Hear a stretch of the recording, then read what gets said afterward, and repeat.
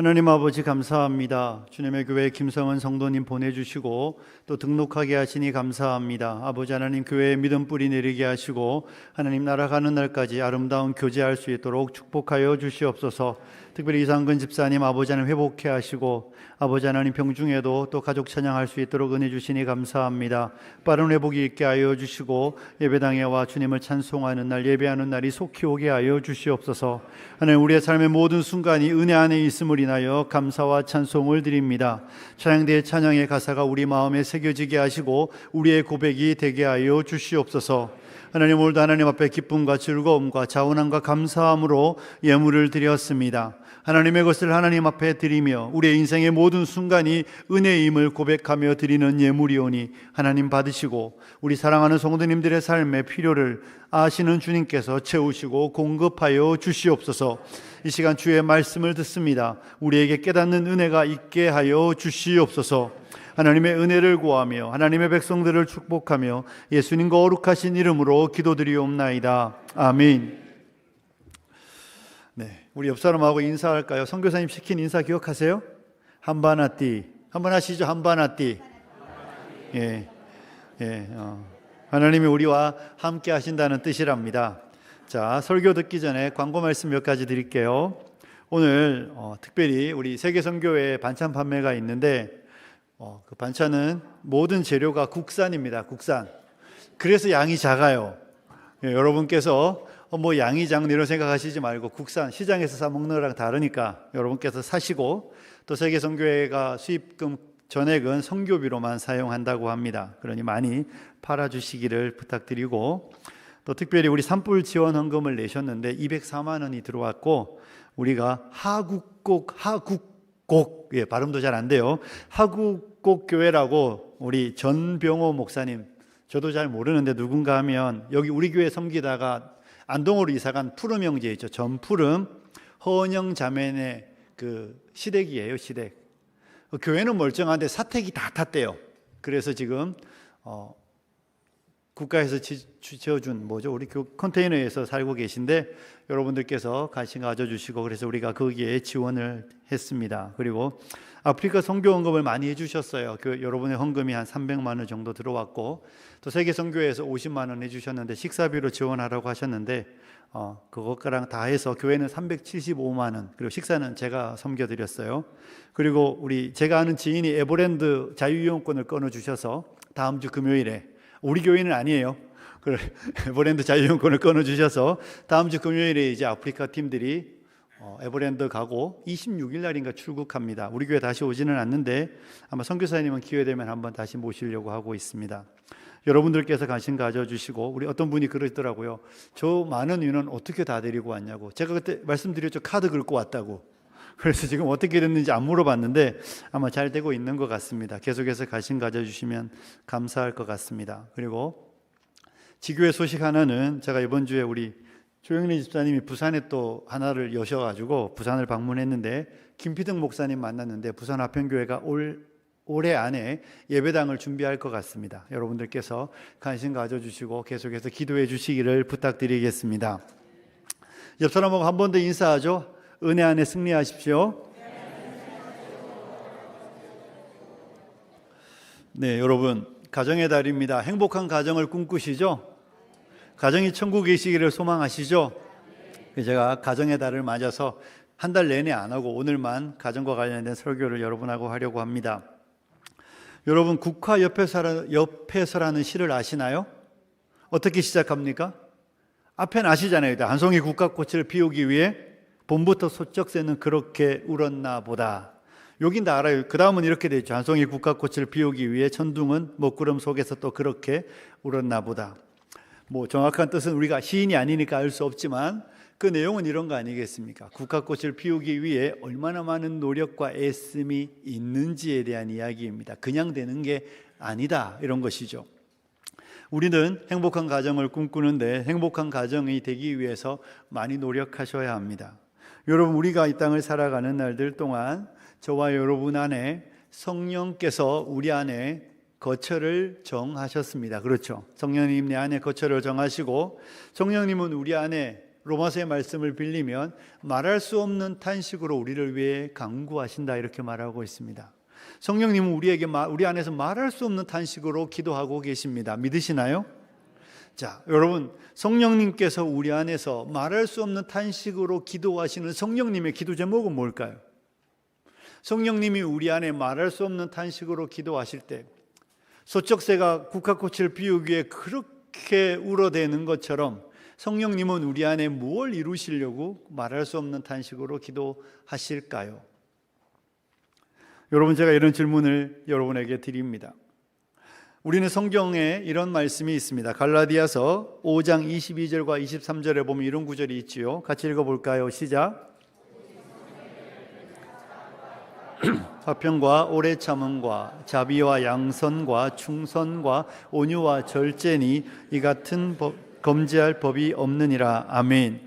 성령의 열매는, 성령님께서는 열매를 맺게 하시는 분이신데, 성령님의 열매는 부자 되는 것도, 우리가 남다른 건강을 소유하는 것도, 우리가 남다르게 되는 게 아니라 사랑과 희락과 화평과 오래 참음과 자비와 양선과 충성과 온유와 절제다 이렇게 말하고 있습니다.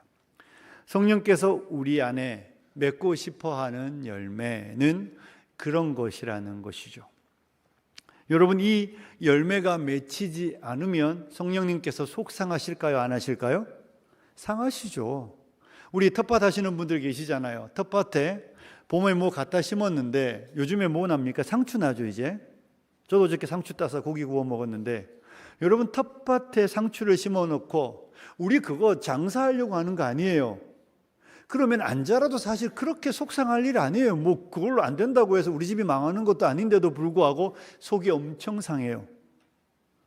그런데 성령님께서 우리 안에서 일하실 때 성령님이 하시고 싶어하는 일은 열매를 맺게 하시는 거잖아요. 그리고 그 일을 위하여 하나님은 아들의 생명을 주셨고, 성령님은 우리 안에 말할 수 없는 탄식으로 기도하시는 그 제목은 우리가 열매 맺는 것입니다. 그리고 그 열매가 안 맺힐 때마다 성령님이 속상해 하세요. 성령님이 속상해 하실 때 우리도 그 부분에 속상해 해야 마음이 동하는 거예요. 여러분, 어떻습니까? 최근에 이 성령의 열매, 이 열매가 내 안에 잘 맺혀서 너무 좋고, 그런데 이 열매의 모습이 내 안에 없어서 속상해하고 계신 분들이 계신가요? 고린도전서 13장은 무슨 장입니까? 사랑장이에요. 거기 4절부터 이렇게 나오고 있습니다. 13장 4절부터 7절도 한번 읽어볼까요? 같이 읽을게요. 시작. 사랑은 온유하며 시기하지 아니하며 사랑은 자랑하지 아니하며 교만하지 아니하며 무례히 행하지 아니하며 자기의 유익을 구하지 아니하며 성내지 아니하며 악한 것을 생각하지 아니하며 불의를 기뻐하지 아니하며 진리와 함께 기뻐하고 모든 것을 참으며 모든 것을 믿으며 모든 것을 바라며 모든 것을 견디느니라. 아멘. 성령의 열매는 사랑과 이렇게 했는데, 고린도전서에서는 사랑은 이렇게 말할 때 오래 참고 온유하고 시기하지 않고 자랑하지 않고 교만하지 않고 무례히 행치 않고 참고 믿으며 바라며 견딘다라고 말했습니다. 그러니 성령님이 우리 안에 사랑의 열매를 맺었을 때 그 내용들이 이런 거예요. 그리고 성령님은 그 일을 위하여 소쩍새가 우는 것처럼 우리 안에 말할 수 없는 탄식으로 탄식한단 말이에요. 그렇다면 저와 여러분은 이런 모습이 없어서 속상해하고 있습니까? 라는 질문을 드릴 수밖에 없는 것이죠. 자녀를 키울 때, 저도 우리 애가 셋인데 그런 자녀를 본 적이 없어요. 근데 가끔 들어요. 전교 2등 했는데 속상해하는 애들. 무슨 멍멍이 소리일까요? 그죠? 그럼에도부터 속상해요. 왜? 나 1등 할 수 있었는데 실수해서. 그런 자녀 한 번만 키워봤으면 좋겠어요. 넷째를 낳아야 할까 봐요. 여러분, 근데 그런 자녀가 있다고 하면 우리는 다 배부른 소리라고. 그게 근데 애는 속상하잖아요. 내가 올라갈 자리가 하나 더 있는데 못 가서. 그럼 우리는 어떻습니까? 여러분, 우리 안에 맺혀야 되는 성령의 열매가 있는데 그 열매가 없어서 속이 상한가 이렇게 물어보는 것이죠. 내가 이런 사랑의 모습이 내 안에 없어서 속상해하고 있는가? 이런 거에 속 안 상해하시면 여러분, 우리는 하나님의 뜻과 나의 삶은 너무 동떨어져 있는 거예요. 속상해야 돼요. 정말로 속상해야 돼요. 우리는 자꾸 이렇게만 봐요. 그래도 목사님, 저는 김 목사보단 제가 우리 교회 목사들 중에 제일 착한 것 같아요. 이러면서 스스로 위로하는 거죠. 야, 그래도 나는 김 목사보단 낫다. 손 목사보다는 더욱 낫고 막 이러면서 스스로 위로하면서 난 괜찮은 사람이야 라고 하면 평생 그 자리죠. 우리 아들이 맨날 자기 뒤에 몇 명 있다고 이야기해요. 자꾸 뒤에 있는 사람, 앞에 있는 사람 안 세. 절대 안 세요. 우리가 이렇게 신앙생활하는 분들을 많이 본다는 겁니다. 내 뒤에 있는 사람 한 명 딱 세워놓고 목사님, 그래도 우리 남편보다 제가 훨씬 더 나아요. 아내는 또 똑같죠. 목사님, 남편분들도 우리 아내보다 몇 배 나아요. 이렇게 말하면서 내 삶의 기준이 늘 거기인 사람들이 있습니다. 이런 사람들은 놀라운 특징이 하나 있는데 안 변한다. 뭐 한다고요? 안 변해. 바뀔 수가 없죠. 뒤에 한 명 있으니까. 그리고 한 명 있기 때문에 스스로 엄청 뿌듯해해요. 성령님이 설마 나의 기준을 그 사람에게 맞추실까요? 성령님의 기준은 어디죠? 누구? 예수님. 따라해 보십시오. 예수님. 성령님의 기준은 항상 예수님이에요. 그리스도의 장성한 분량에까지 자라도록 성령님은 저와 여러분 안에서 말할 수 없는 탄식으로 탄식하신다. 믿으시기를 축복합니다. 그러니 저와 여러분은 내 안에서 이 성령의 열매 없음 때문에, 내 안에서 이 사랑의 모습이 드러나지 않는 것 때문에 속상해야 돼요. 그래야 저와 여러분이 더 변화되고 더 아름다워지며 성령께서 어느 시점에 가면 우리 때문에 말할 수 없는 탄식이 아니라 기쁨을 이기지 못하는, 너무 기뻐하시는 것이죠. 작년에는 오래 참아내지 못하던 내가,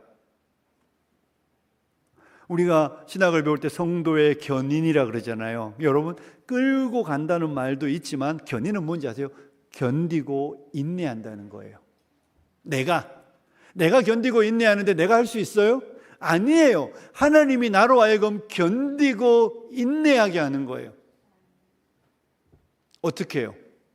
성령께서 내 안에 역사하여 내가 내 남편을 견뎌내고 내 아내를 견뎌내고 내 자녀를 견뎌내며 내 이웃을, 내 형제를, 내 동료를 견뎌내며 받아내게 하신다는 겁니다. 그리고 그 일이 되게 하시는 분이 성사님이 하나님이신 줄로 믿습니다. 내가 못 받아낼 때, 내가 못 견뎌낼 때, 내가 못 참아낼 때 성령께서 내 안에서 말할 수 없는 탄식으로 탄식하는 거예요. 그러니 저와 여러분이 이런 모습이 되지 않아서 속상해야 하고, 이런 모습이 되게 하시는 성령님의 일하심을 따라 저와 여러분이 그렇게 변해가는 것, 이것이 하나님의 뜻입니다. 그러니 사랑하는 성도 여러분, 우리가 어떻게 하면 이런 사람이 되는가라고 물을 때 성경이 우리에게 주는 답은 너무 간단해요. 따라해 보십시오. 성령으로 충만하라. 성령으로 충만한 사람만 됩니다. 성령으로 충만하다는 것은 성령의 영향력 안에 있으면 된다는 것입니다. 성령의 영향력 아래 있지 않으면 안 되는 거예요. 마음은 원인데 육신이 약하고 내 마음에는 그런 것이 있지만 안 되는 이유는 성령의 영향력 아래 내가 있지 않기 때문입니다. 사랑하는 성도 여러분, 요즘에 우리나라도 마약 청정국이 아니라며요. 혹시 그 뉴스 같은 데 보셨습니까? 좀비 마약이라고, 뭐죠? 펜타닐인가요? 미국의 뉴스 나오는 거 보십시오. 사람들이 길거리에 정말로 좀비들처럼 서 있습니다. 정신 나간 사람들처럼. 마약에 중독되면 그렇게 되는 것이죠. 마약이 내 몸에 들어와서 내 몸에 영향력을 미치기 시작하면 사람이 그렇게 되는 거예요. 그것처럼 성령님이 우리 안에 오셔서 역사하면 우리는 성령의 영향력 아래 있게 되는데, 그 영향력 아래 있을 때 저와 여러분 안에 그런 놀라운 일들이 일어난다고 성경은 말하고 있는 것이죠. 그러니 성령이 영향력 아래 있지 않으면 아무리 기대해도 결과는 똑같다, 안 된다입니다. 그래서 우리는 성령으로 충만함을 받아야 하는 줄로 믿습니다. 여러분, 성령으로 충만한 사람의 특징이 오늘 본문에 3가지 나오는데 마지막 것만 이야기하고 앞에는 짧게 합니다. 첫 번째가 무엇인가 하면 찬양이 있습니다. 뭐가 있다고요? 찬양. 사람들이 이런 이야기를 해요. 우리가 생각하기에 불신자가 교회에 오면 제일 힘든 게 뭘까요? 설교일까요? 찬양일까요? 기도일까요? 기도는 뭐 정신 놓고 있으면 되니까 상관없다고 치고, 설교와 찬양 중에 뭐가 더 힘들 것 같습니까? 설교라고 생각하시는 분, 찬양이라고 생각하시는 분, 사람들이 찬양이 어렵대요. 왜냐하면 못 알아들어서. 못 알아듣지 않아요. 다 한국말로 하잖아요, 우리. 한국말인데 가사가 하나도 마음에 안 와닿는 거예요. 도대체 저게 뭐야? 설교야, 목사님이 가끔씩 어쨌든 뭔가 이야기를 하면 좋은 이야기도 있고 뭐 듣기를 하는데 찬송은 도무지 이해가 안 된다는 겁니다. 그래서 힘들대요. 근데 또 요즘에 길게 하잖아요. 그러니 얼마나 힘들겠어요. 우리 또 세우잖아요, 요즘은. 이러니 막 미친다는 겁니다. 그 사람들이 세상 노래 부를 때 안 그러거든요. 제가 얼마 전에 말씀드렸잖아요. 저희 집에 한 놈이 노래방 가서 노래 부르다 앞니 깨워가지고 제가 떼어줬거든요. 좀 된 이야기예요. 누군지는 안 알려드릴게요. 걔도 교회 오면 이러고 있어요. 찬송 시간에 이렇게 멀뚱멀뚱 있어요. 왜? 목사 아들인데도 잘 몰라. 목사 아들이에요. 네. 여러분, 누군지 물어보지 마세요. 가서 뭐, 야, 너 그런 이야기 하시면 안 돼요. 교회 옮겨요. 자, 여러분 보십시오. 교회 오면 못 불러요. 부르고 싶은데 마음이 동하지 않아. 근데 성령으로 충만하면 마음이 움직이고, 마음이 움직이면 입에서 찬양이 나오는 것이죠. 그러니 우리는 성령으로 충만한 분들인 줄로 믿습니다. 또 둘째는 감사가 있어요. 감사. 여러분, 뭐가 있다고요? 감사. 잘 되는 것만 감사한 게 아니에요. 여기 성경이 분명히 이야기해요. 범사에 우리 주 예수 그리스도의 이름으로 항상 아버지 하나님께 감사하며, 항상 범사에. 이거 뭐예요? 모든 상황이 감사한다는 겁니다. 눈물 흘리며 감사하는 거죠. 선교사님 간증 들으셨잖아요? 여러분, 그 남편분은 제 2년 학부 선배예요. 저 되게 잘 알아요. 같이 사역도 했잖아요. 남아공에 가서 처음 만난 게 아니라 한국에서부터 알던 선배인데 이제 6년 전에 7년 전에 먼저 돌아가셨죠. 깨어진 그릇에 하나님이 꽃을 피우는 것이죠. 눈물을 흘리며 꽃을 피우는데 그 꽃을 보고 감사하며, 이것이 하나님이 주의 백성들 안에 일으키는 감사인 것이죠. 내 삶이, 내가 기대하는 것, 내 삶이 내가 바라는 것, 내가 소망하는 그 방향으로 잘 나가니까 감사한 게 아니라, 내 삶에 가시가 있어도, 내 삶에 고난이 있어도, 내 삶에 시련이 있어도, 내가 기대하는 것과 다른 방향이어도 하나님의 뜻을 알기 때문에 감사가 넘치게 되는 것, 그것이 성도의 삶인 것입니다. 그래서 세상이 이해하지 못하는 것이죠. 그리고 마지막에 성경이 이야기하는 게 무엇인가 하면, 그리스도를 경외함으로 피차 뭐합니까? 복종하는 것입니다. 이게 가장 중요한, 이건 관계의 덕목입니다. 사람들 사이에서 성령이 우리 안에 충만하시면 우리가 복종하는 사람이 된다는 것입니다. 여러분, 오늘날 사람들은, 오늘날 정치인들이 내놓는 구호는 평등이에요. 평등한 사회. 모든 사람에게 기회가 평등하게 제공되고 모든 사람이 평등한 사회가 되기를 바라는데, 성경은 그 수준을 이야기하는 게 아닙니다. 평등만 해도 세상은 참 좋을 것 같은데 불평등하고 불공정한 게 우리 시대잖아요. 그런데 성경은 그 평등이 아니라 뭐라고요? 복종하는 것입니다. 복종이 뭡니까? 나를 다른 사람 아래에 세우는 게 복종이에요. 여러분이 직장 가면 복종하는 거예요. 그런데 그건 자의적으로 하는 거 아니잖아요. 여러분이 직장에서 순종하고 복종하는 건 나의 의지로, 나의 자원하는 마음으로, 기쁨으로 하는 게 아니라 안 하면 아웃되니까 어쩔 수 없이 하는 복종들이 있는데, 성경이 말하는 복종은 자발적 순종이며 자발적 복종입니다. 내가 그 일을 좋아하는 거예요. 내가 그 일을 즐거워하는 거예요. 내가 그 일을 기쁨으로 하는 거예요. 내가 그 일을 자원함으로 하는 거예요. 어쩔 수 없이 하는 게 아니라 나를 다른 사람 아래에 두는 게 내 기쁨이며 내 즐거움이며 내 감사며 내 삶의 목적이 된다. 이것이 성경이 말하는 복종입니다. 근데 그 일이 우리 안에 성령의 충만함으로 말미암아 되어진다고 성경은 우리에게 가르쳐주고 있는 것이죠.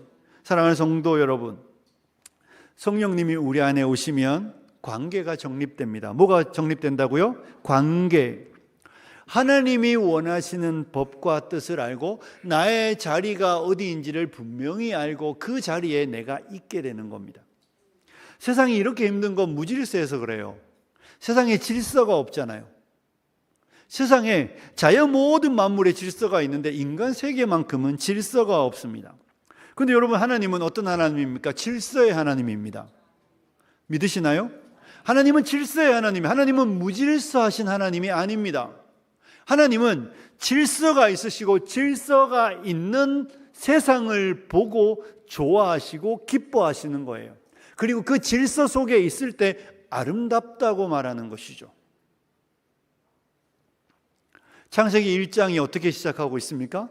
태초에 하나님이 천지를 창조하시니라. 2절 어떻습니까? 땅이 혼돈하고 공허하며 흑암이 깊음 위에 있고 하나님의 영은 수면 위에 운행하시니라. 땅이 혼돈하고 공허하고 흑암이 깊음 중에 있다는 이야기는 하나님이 보시기에 좋은 모습이 아니었던 것이죠. 혼돈과 공허와 어둠이 가득한 세상을 바라보실 때 하나님은 기뻐하지 않으셨습니다. 그러자 하나님이 빛이 있어라 하시며 세상에 빛을 만드시고 질서를 세워 가십니다. 이것이 하나님의 창조예요.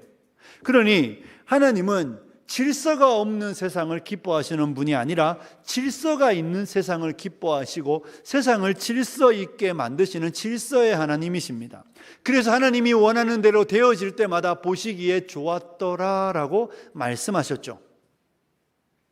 하나님은 이처럼 질서의 하나님이십니다. 하나님이 만든 세상에 하나님이 모든 피조물을 만드셨을 때 하나님이 창조의 목적과 방향이 있습니다. 여러분, 모든 피조물은 무엇을 위해 만들어졌습니까?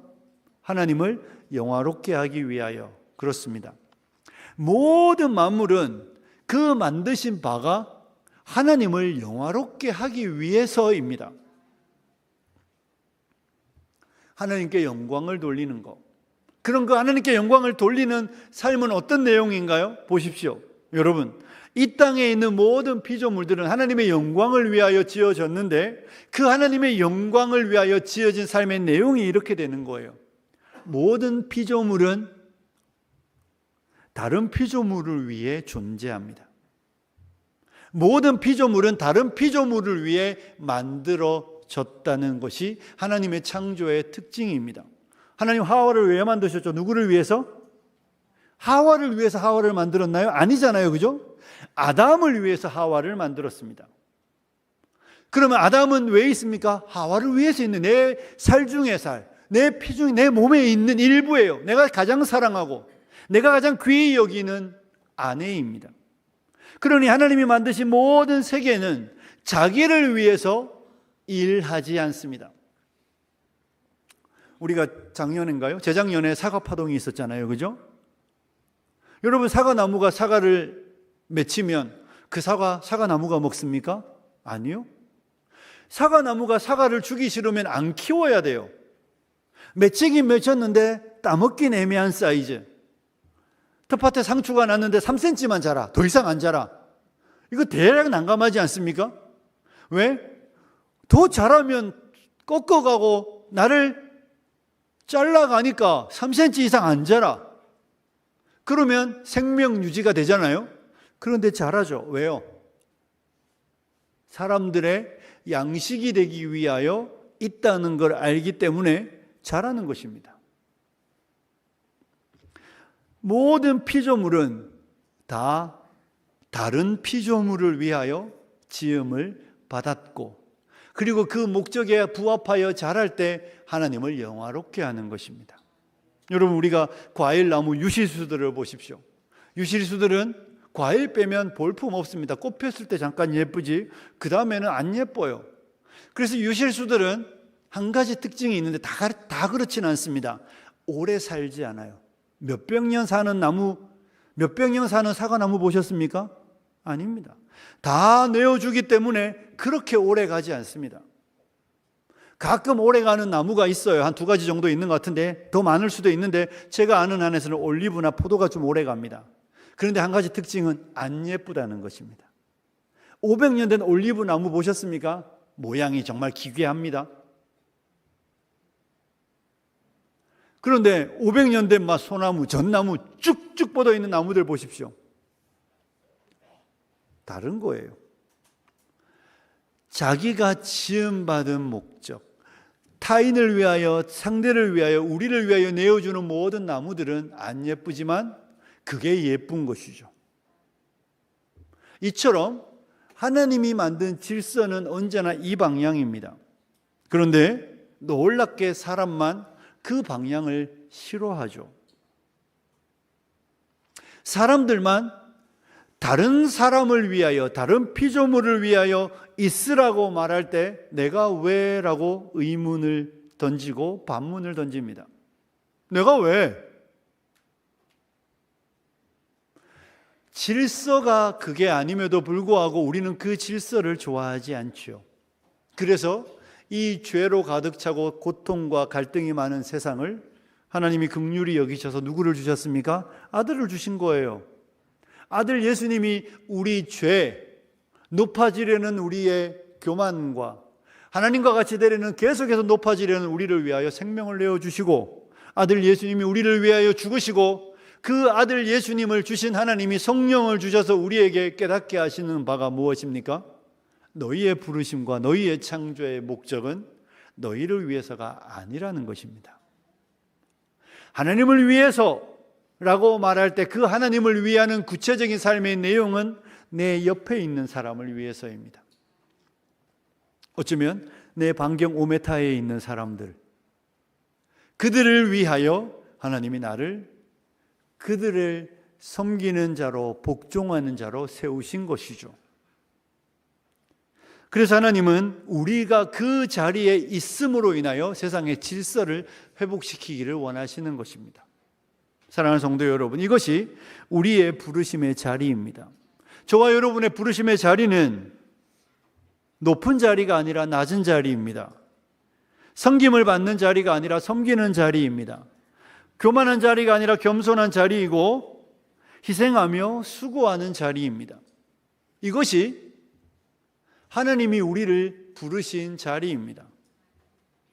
그러니 우리는 다 롯데타워가 되려고 하는 시대에서 움막 같은 존재가 되어야 하는 것이죠. 우리 예전에 불렀던 찬양 중에 저기 높은 산이 되는 게 아니라 오름직한 동산이 되는 겁니다. 이것이 성령께서 우리 안에 맺어가는, 우리 안에 일하시는 목적과 방향이죠. 그러니 성령은 우리가 이런 사람 되게 하시려고 우리 안에 열심히 일하시는 것입니다. 그러니 저와 여러분은 누구와 싸우면 안 됩니까? 옆에 있는 사람하고 싸우면 안 돼요. 아내와 남편, 아내는 남편과, 남편과 아내는 싸우라고 부름을 받은 게 아닙니다. 우리는 누구랑 싸워야 할까요? 나와 싸워야 됩니다. 누구랑요? 나랑.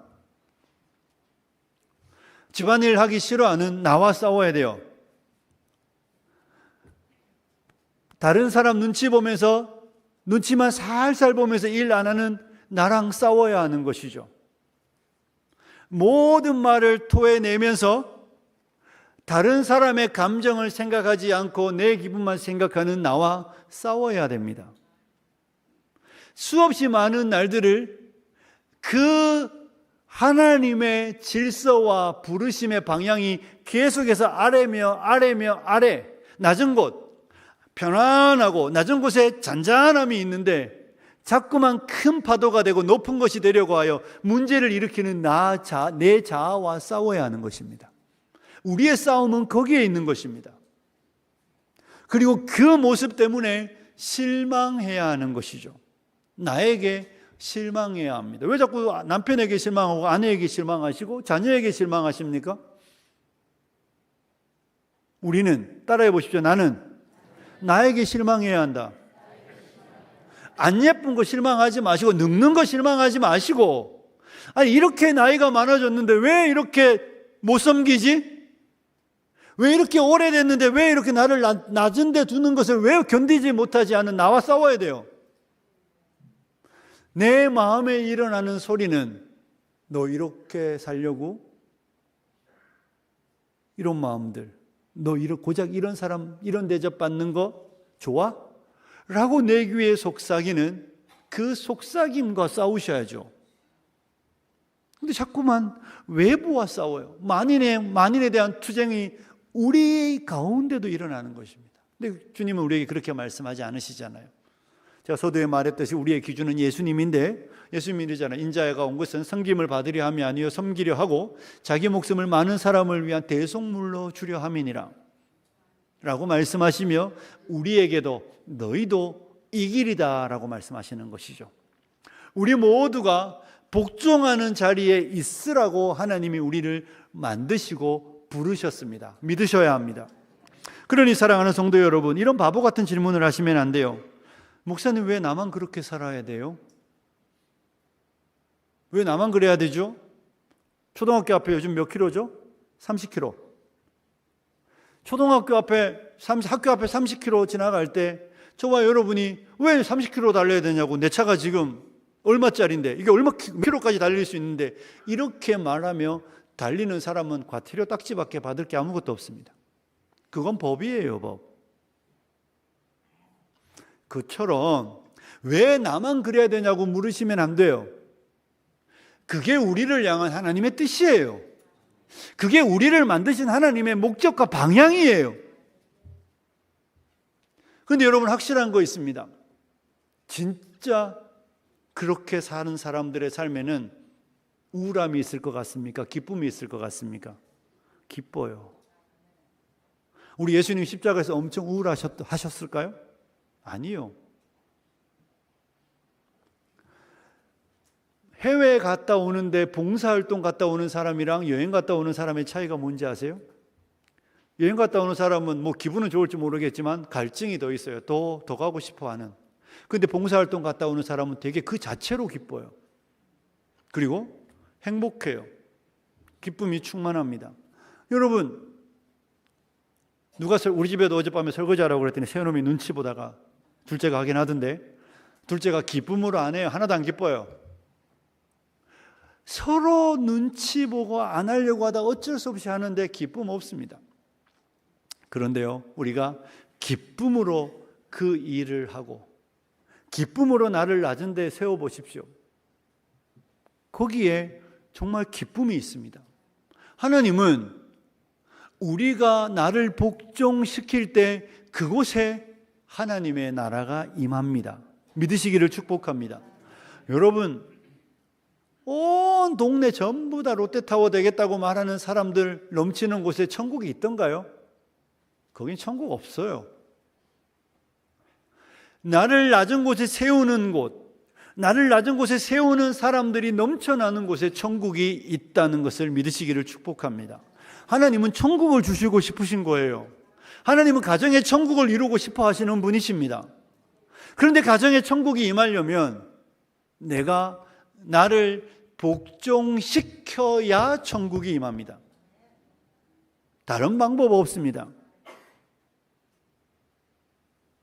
이건 내 일, 이건 당신 일.